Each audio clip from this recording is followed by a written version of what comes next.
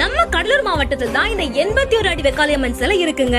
இங்க அமாவாசை அன்னைக்கு நடக்கிற மயான பரிகார பூஜையும் ஊஞ்சல் தாலாட்டு ரொம்பவே சிறப்பு வாய்ந்ததுங்க. இந்த கோவில் எங்க இருக்குன்னா நம்ம வடலூர் பக்கத்துல இருக்க தலைக்குளம் கிராமத்துல தான் இந்த 81 அடி வெக்காளியம்மன் கோவில் இருக்கு.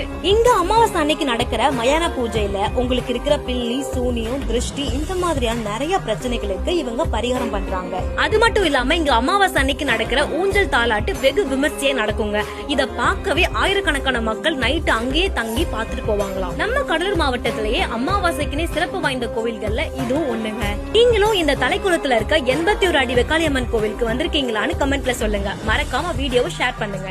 நம்ம கடலூர் மாவட்டத்தில் தான் இந்த 81 அடி வெக்காளியம்மன் சிலை இருக்குங்க.